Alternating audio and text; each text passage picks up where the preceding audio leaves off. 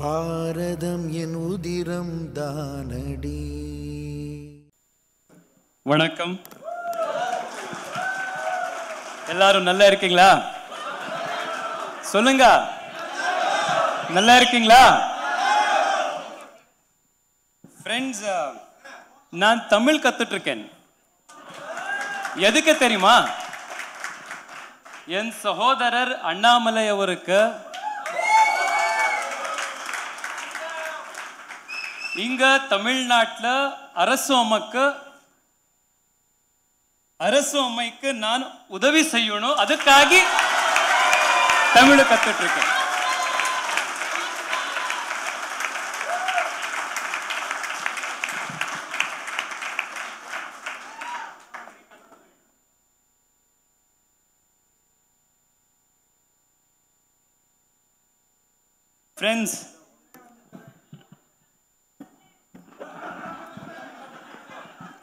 Friends, we all are children of the same mother, Kaveri.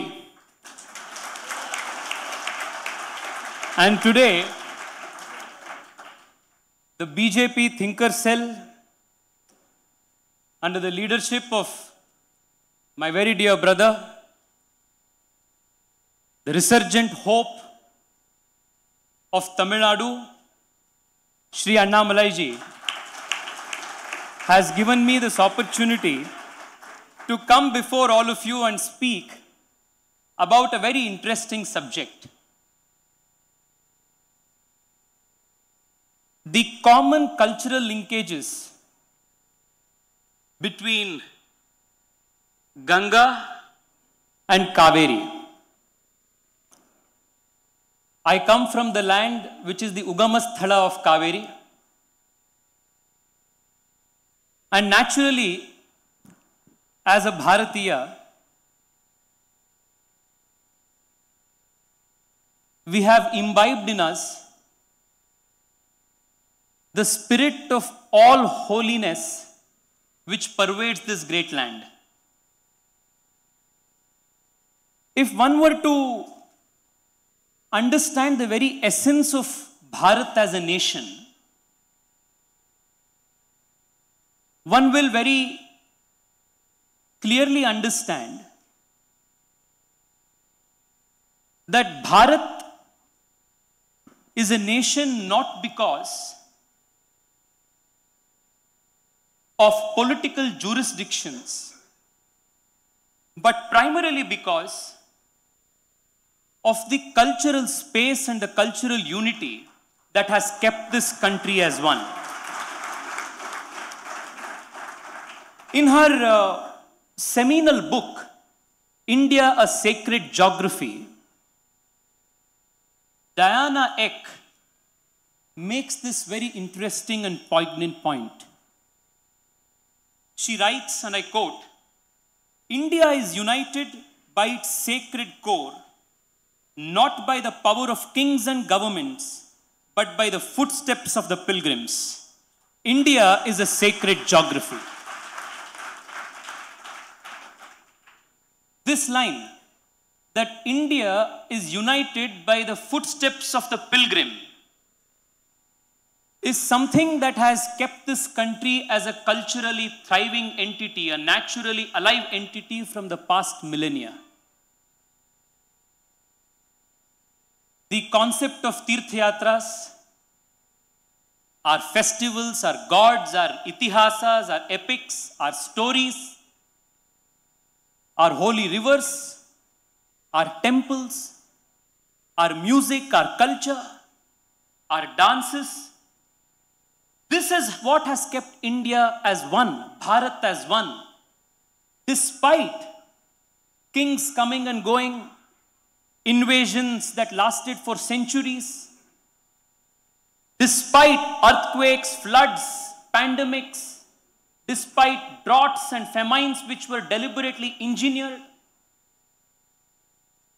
governments came and went, kings came and went, elections came and went, chief ministers, prime ministers came and went, but Bharat remained as one because Sanatana Dharma protected this land and kept this land as one.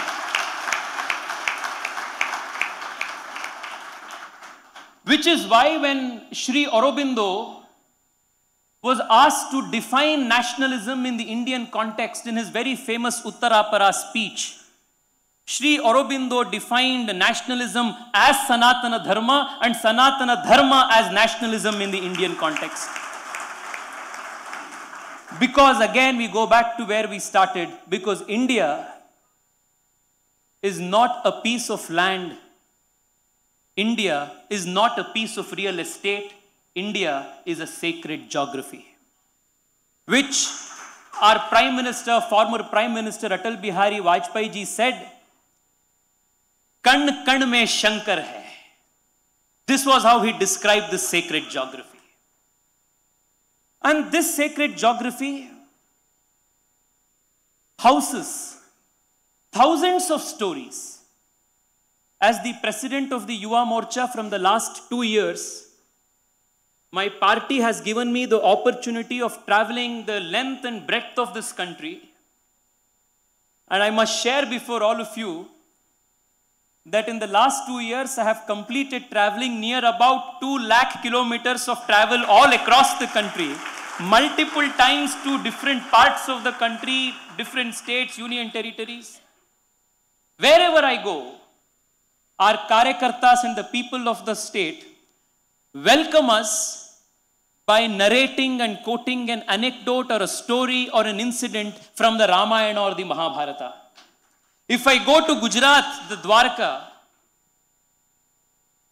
the Karyakartas say, "Adhyaksh ji, we are from Dwarka, the land of Sri Krishna." When I go to Manipur, our Karyakartas say, "This is the land of Rukmini." When I come to Mahabalipuram, our Karyakartas say, "Whatever the DMK may say, but come to Mahabalipuram and see the Pancharathas. It is named after the heroes of the Mahabharata."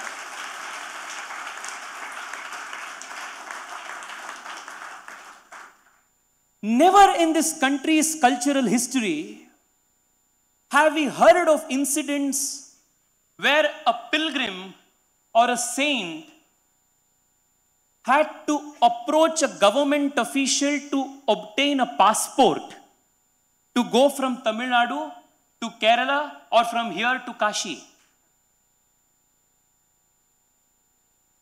And this extends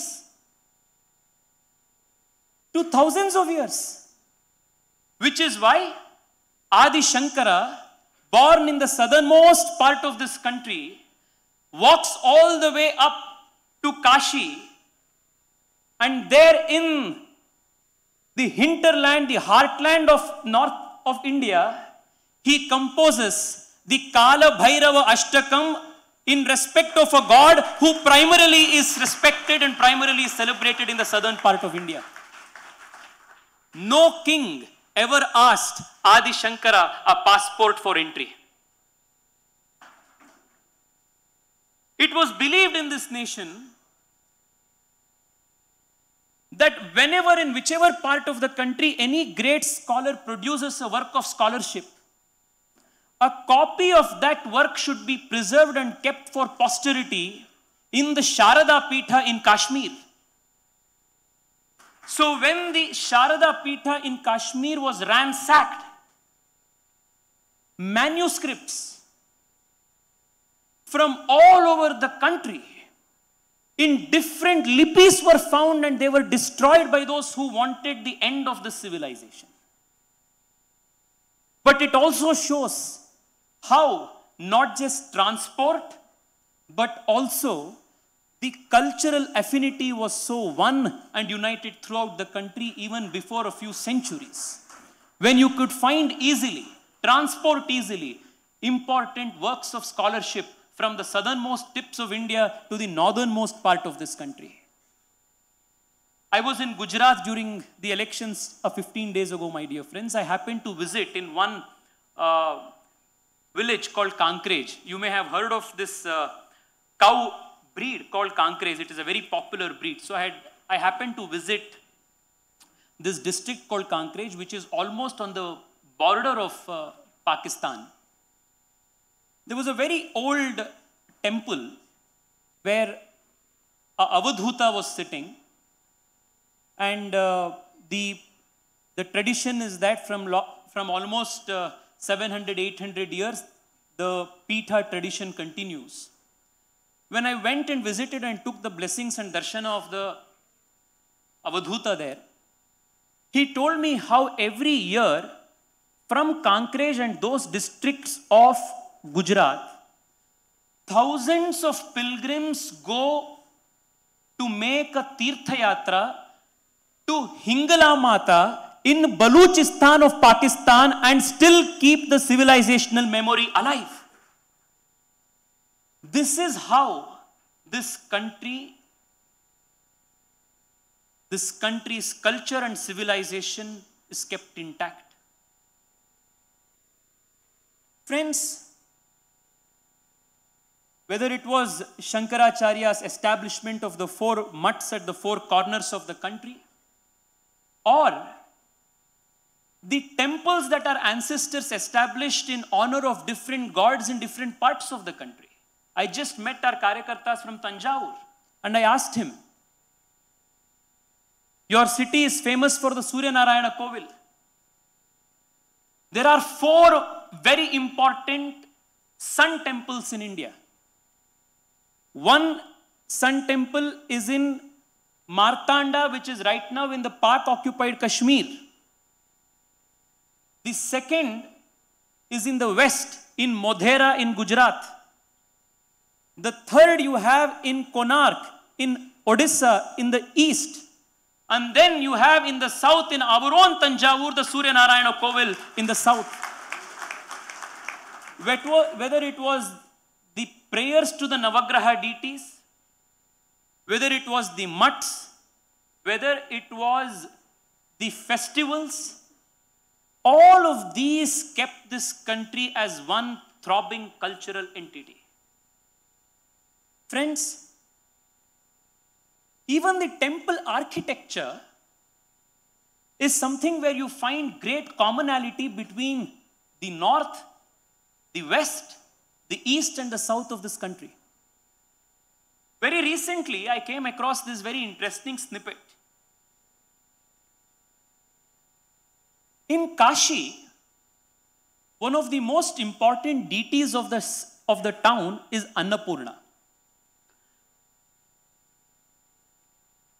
And here in Kanchi, in the Kanchi Kamakshi temple, just opposite the Garbhagriha, you find a special Sannidhanam that is made for Annapurna.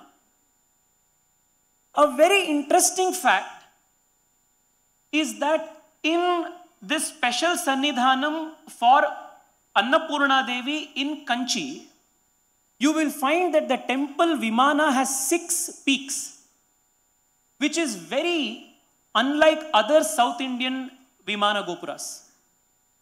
And if you try to find out why this Vimana has 6 peaks, the answer to that is the Annapurna temple in Kashi has 6 peaks, and that is the commonality that you will find. The Narada Sutra, the Narada Samhita, is one of the oldest texts which describes in threadbare detail the architecture, the rules and regulations on construction, as well as the temple sculpture. If you were to ask a DMK fellow, he will tell you this Narada was also North Indian, the Narada Smriti is also North Indian. But you go to any temple in the south of India, 99%, I'm saying 99 because the recent temples I do not know, but all the historical temples, 100% are according to the rules and Shastras and the regulations as laid down in the Narada Smriti and the Agama Shastras. This is how the temples have been governed here. This is how, through festivals, through temples, through art, music and culture, this country was culturally kept as one. I don't know if in Tamil Nadu this practice is there, but in Karnataka, when we were all growing up, when we were in first standard, second standard, just when cursive writing and handwriting were to be taught in school, our grandmother, my grandfather, they would all make us sit and do one exercise. Every day morning, we were supposed to write in the A4 size sheet paper in the notebooks that they would give, that one single line notebook. Shri Rama Jaya Rama Jaya Jaya Rama. This was what we were supposed to write 108 times a day to improve handwriting. I don't know if this was a common exercise that we did it here, but this was something. When, growing up from that culture, when I hear somebody say that Rama is a North Indian person, you will be astounded and shocked, and also you will be flabbergasted at the person making that claim and his stupidity. You have one of India's top cricketers. His name is Lakshman Shiva Ramakrishnan. And the people here say Rama and Krishna and Lakshmana are North Indians. For how long have we let this kind of a narrative gain ground here? Friends, if we understand how festivals played a role, I mean, it is common knowledge, it is so obvious, all these things that I am telling all of you, none of this is something that I have cooked up. It's only when you have to lie that you have to cook up something. To establish and propound truth, all you need to put is your own lived experience before people. So I do not want to elaborate how, whether, Pongal in Tamil Nadu, Suggi in Karnataka, Sankranti in Gujarat, Maharashtra, Bihu in Assam, how this has kept the country together. There is also very interesting, while this is an agricultural festival, and because we all come from this agricultural background as a country, even large Hindu festivals like Kumbh Mela finds resonance in different parts of the country. We generally know that there are the 4 important Kumbh Melas that happen, one in Prayagraj, where it is the Sangama of Ganga, Yamuna and Saraswati, in Nasik, in Ujjain, and then in Haridwar. And Kumbh Mela is a very, if you try to understand Kumbh Mela, you will understand how the Sanatana Dharma system functions. No pamphlet is printed, no banner is made out, no announcements are made through loudspeakers. People assemble on the said day from different parts of the country in all religious fervor. They come, they take a dip, they offer prayers to whatever parampara they follow and go back silently. A miracle that you can witness only in this land. The interesting part is, while all of these 4 primarily happen in the northern and the central part of India, in the south, in our own Kumbha Konam, we have our own version of the Kumbh Mela. And it happens, it's Mahamagam. And Mahamagam and all of. And the beauty is, Rakka, when she was introducing the theme for today, was quoting from Gange Chaimune Chaiva. So the legend says that the Kalyani that is in Kumbhakonam, in front of the Shiva temple, the entrance of the Shiva temple has Shiva with 9 goddesses, and all these goddesses are the 9 rivers in all parts of the country. And when the yatra takes place, and all the devotees and the gods from all across the town come and do the holy dip, it is believed that you get more punya by doing the snanam here than what you get in all the 9 different rivers combined. So this is Gange cha Yamune chaiva Godavari Saraswati Narmade Sindhu Kaveri Jalesmin Sannidhim Kuru in action. You may not know the shloka by heart. You may not have memorized the shloka. But even if you are the quote unquote the unwashed, illiterate,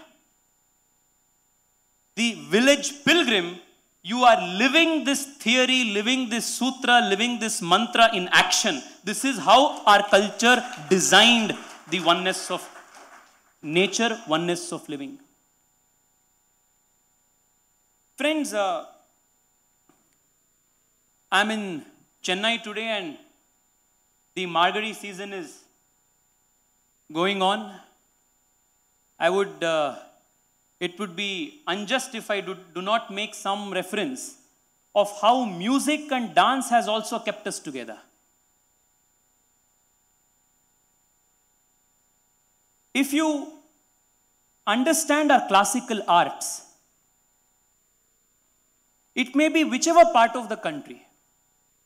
When I went to Assam and I was listening to the Sankirtana that was happening in Assam, Shankar Deva and the other folk singers, if you try to understand very keenly the lyrics, you will find surprising similarity to the folk songs, the Sankirtanas that are, say, in the Tamil language, or for in my case, I found great resonance to the Vachana Sahitya that Basavanna and other great thinkers of Karnataka had made. Where is Karnataka? Where is Vachana Sahitya? Where is Shankar Dev and where is Assam? But all of this, the classical music of this country, the devotional music of this country, binds us again together. I was told that Muthuswami Dikshitar, one of the greatest composers in the Carnatic music lineage, lived for a long time in Kashi. And it was in Kashi that he was influenced by the music forms in Kashi, in the northern part of the country. And that is where he was inspired to compose the Gange Mam Pahi Kriti. And it is also believed that it was in the Hanuman Ghat of Varanasi that Devi Saraswati gave him the divine Veena and blessed him wholeheartedly to continue the seva for the music. It again is a matter of shock that fake narratives have always tried to create artificial fault lines and divisions between all of us. It was said that Hindi is North Indian. It was said that Vishnu or Rama is a North Indian god. Yesterday, Sai Deepak and I were on the same flight and I was, discussing this. The Kriti by Swati Tirunal, Vishweshwara Darshana Kar Tanamano Chalomana Tumakashi. I'm sure many of you have heard this. This one Kriti demolishes most of these fake narratives. It is composed by Swati Tirunal, a king in the southernmost part of India in Kerala, composed in Hindi in reverence and honor of a god Vishweshwara residing in Kashi in the northernmost part of the country. And he himself has the pen name Padmanabhadasa. So this fake narrative of Vaishnava versus Shaiva, Hindi versus Tamil, North versus South, all of these are demolished if you are rooted and understand what really is the culture of this soil.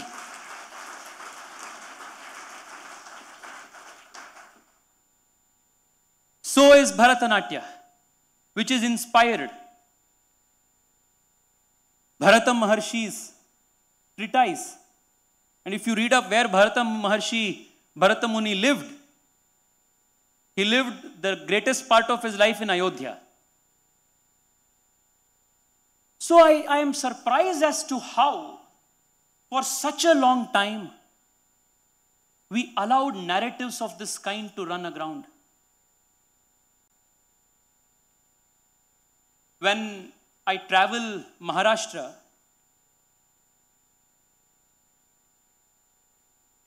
especially the youngsters here, I make a very sincere request to you.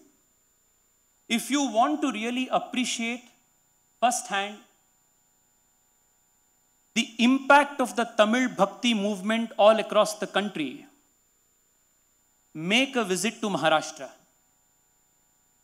There you will realize how the Bhakti movement, which emanated and originated in the southernmost part of this country, here in Tamil Nadu, swept the whole of the nation and was also the most potent and resistant force in the north against the Islamic invasions that swept through the country.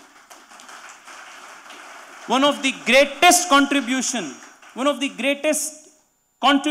by the Tamil civilization in recent times is this resistance that the Tamil nation provided, the Tamil civilization gave, inspired the rest of the country through the Bhakti movement. This is the lived reality. This is how all of us have understood Indian culture to mean, to live, because this is the only life we have lived. Anything else we do not understand, because this is the reality that we have lived in what in Upanishadic terms can be called as Anubhava Pramana. What is the pramana for testing the truth? Experience. That is the truth.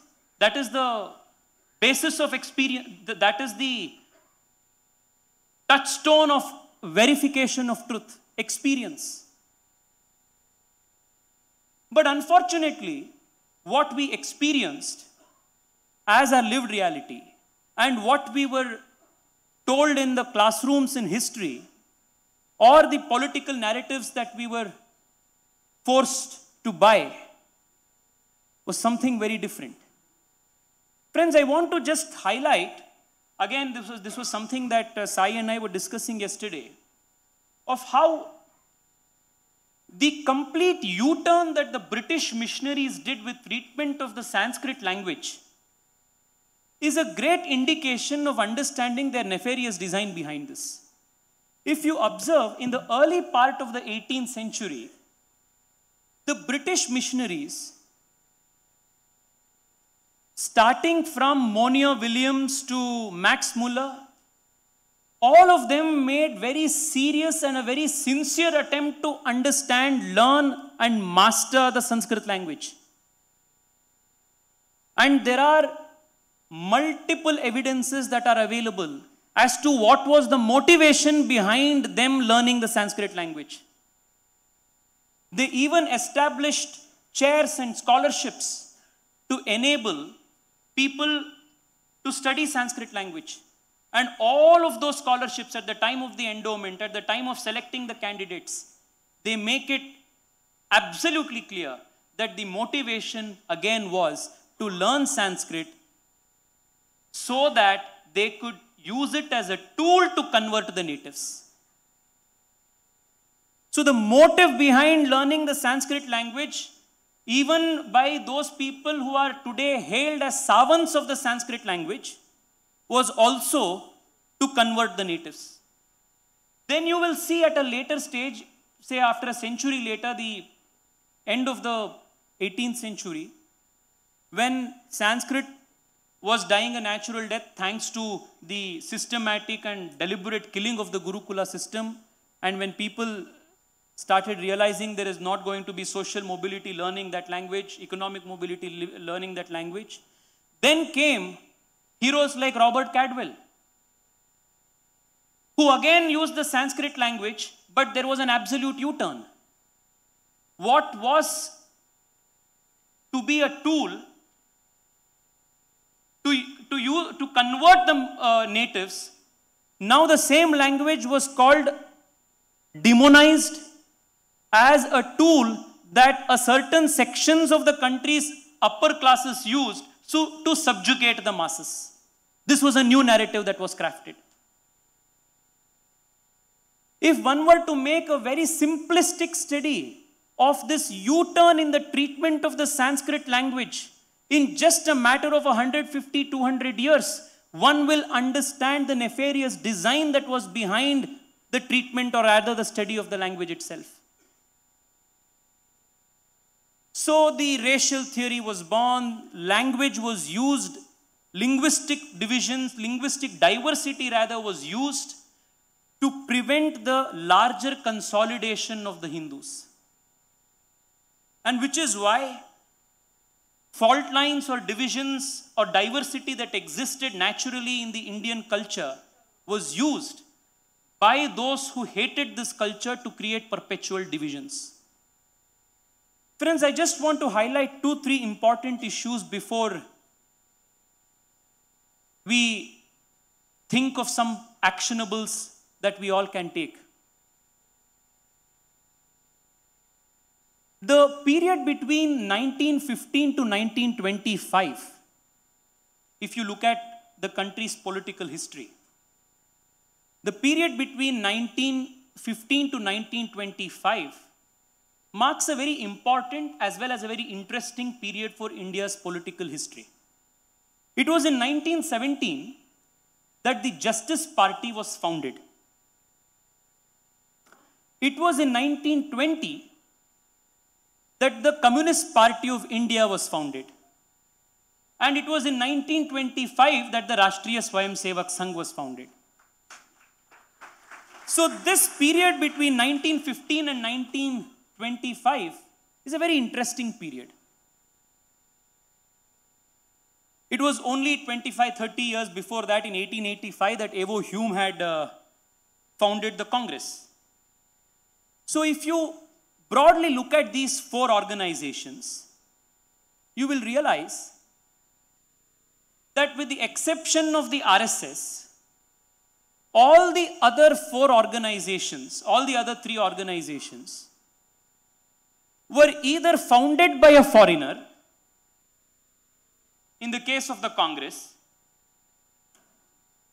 or was inspired by a foreign ideology, in the case of the Justice Party as well as the case of the Communist Party.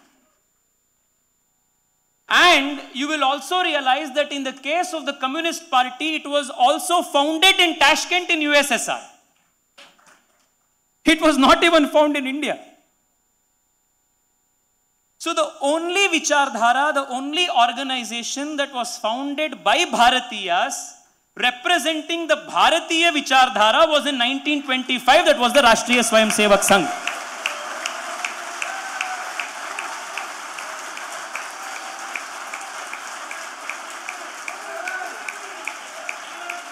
So all of these other organizations, they are neither Bharatiya in spirit, nor are they in thought, and never have been in action.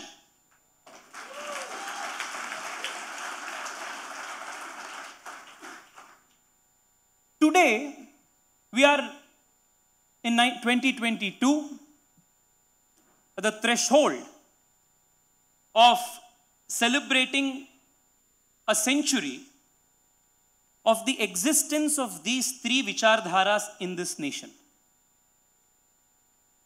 A very brief and a very cursory analysis of how these 3 ideologies have worked on this nation will enable us to make very important choices for the coming next 25 years, which is a very crucial period for the country's and the civilization's future. The party that was founded by a foreigner in 1885 and which was also led by a foreigner for more than a decade, the less said the better about its contribution and the havoc that it created in this nation. The decade that it ruled was a decade of decay for this country.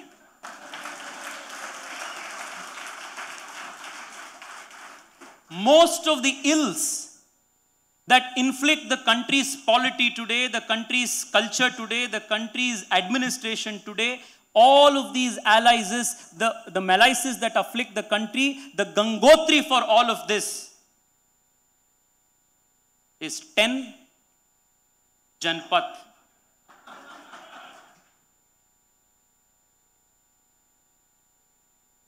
The second ideology that was founded in 1920, the Communist Party of India in 1920 in Tashkent, like the Congress Party, even that is on its way to extinction. The only last remnants are today perhaps in two places, in some parts of in Kerala and in some tea stalls in JNU. Other than that, you will not find this ideology relevant or alive anywhere.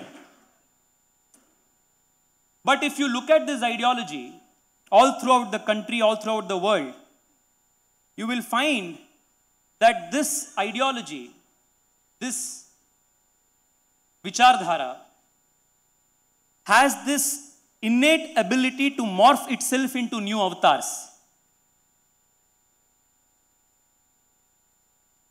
So it keeps taking new forms. It wears different masks and different colors. So as long as the society is aware and wary of the possibility of this ideology taking multiple forms and this perpetual metamorphosis that goes on with this ideology, we can be rest assured that the country will be safe, the society will be safe from those new forces which are now trying to create havoc in Delhi and tried to enter Gujarat also and failed miserably.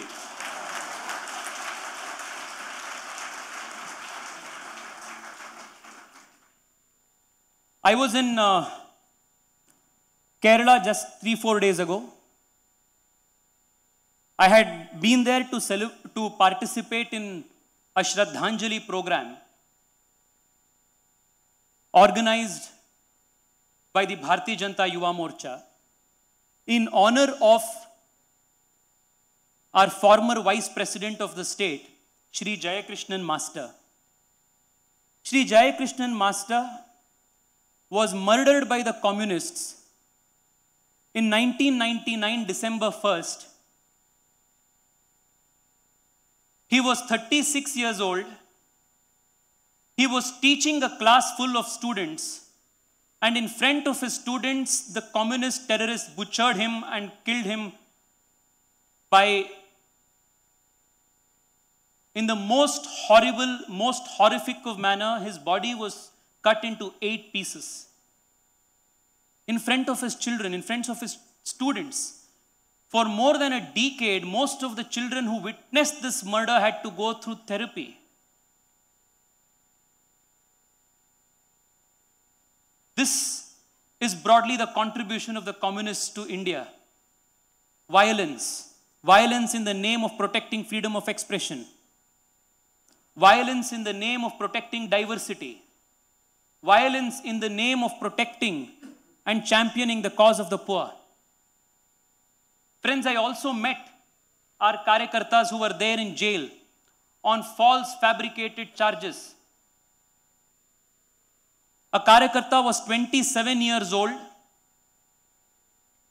He is convicted. He is not an under trial. He is convicted on an attempt to murder charge and when I asked him how many years has he completed, he said he has completed 2 years. Asked him how many more, he said 12 more years. The lower judiciary is completely politicized. There is no avenues available to seek justice. This is the kind of ecosystem that the communists have created in their last bastion. This has been the lasting legacy. And we all know that the Justice Party, which was started in 1917, has also metamorphosed today into the DMK, which, to borrow Professor Vaidya's words, is a family-run, unlisted business enterprise.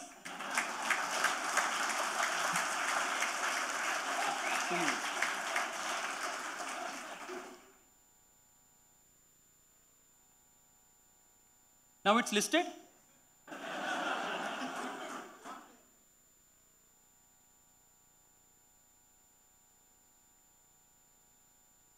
So, if you look at the way these ideologies, these vichardharas have wreaked havoc economically, politically, culturally, socially, you will realize that there is only one ideology, only one worldview, only one vichardhara, which is Bharatiya in spirit, Bharatiya in its thought, and has contributed immensely to the creation of prosperity in this country. And that is our vichardhara, the vichardhara that the Bharatiya Janata Party represents.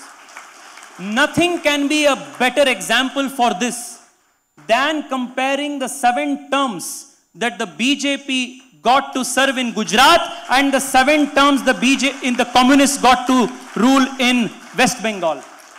The 7 terms of the BJP's service in Gujarat has made Gujarat one of the most prosperous states of the country. The per capita income of Gujaratis is one of the highest in the country. Gujarat is the state known for its best kept law and order. There is Shanti, there is Samruddhi, there is Suraksha.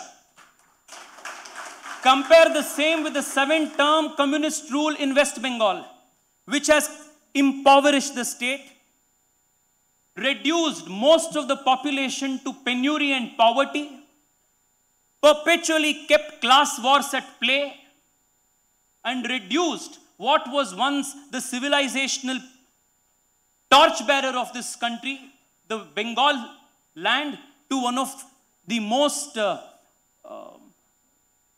diminished, one of the most deracinated places and population today in the country. This is what the communists did in 7 terms that they were blessed with. The reason why I had to mention all of this, my dear friends, is this: that the political narrative is an all-pervasive narrative. The narrative that we set in politics determines what kind of narrative is set in your music. The political narrative determines the kind of movies that are shown. The political narrative determines the kind of sportsmen that are encouraged. From art to sports to culture to the kind of books that are published, the political narrative is omnipresent, omniscient, and determines everything. Fix the political problem, rest of the problems will all get solved on its own.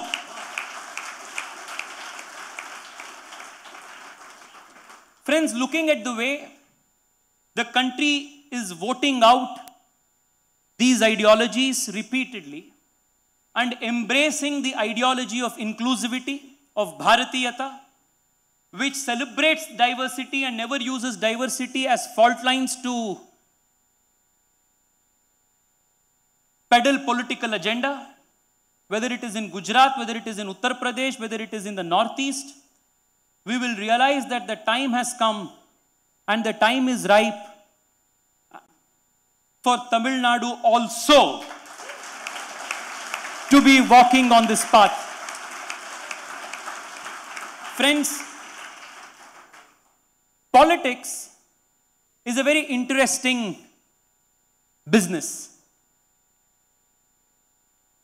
The message is important. But in politics, the messenger is also as important as the message. For a very long time, not just people in Tamil Nadu, people even outside of Tamil Nadu who were sympathetic to the interests of this nation, of this culture, of this civilization, of this land, we always felt that we needed a stronger messenger to put our message across in Tamil Nadu.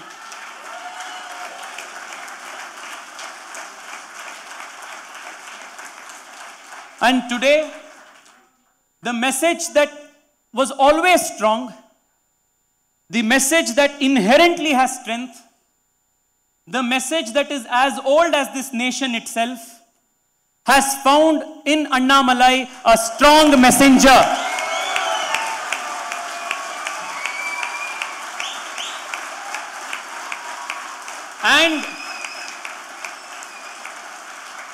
And let me tell you with 100% certainty, a very, very silent, but a very, very real revolution is taking place in Tamil Nadu as we speak.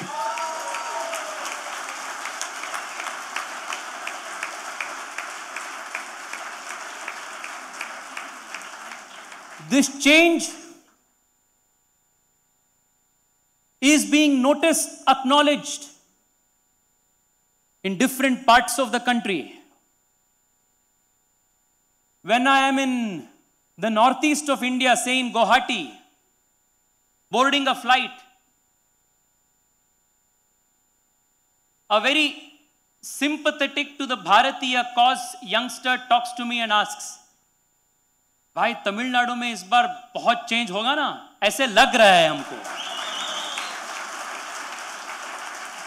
This is the overall sentiment throughout the country. It is now our responsibility to translate this intangible sentiment into tangible political dividend. Friends, I want to only say this before I conclude.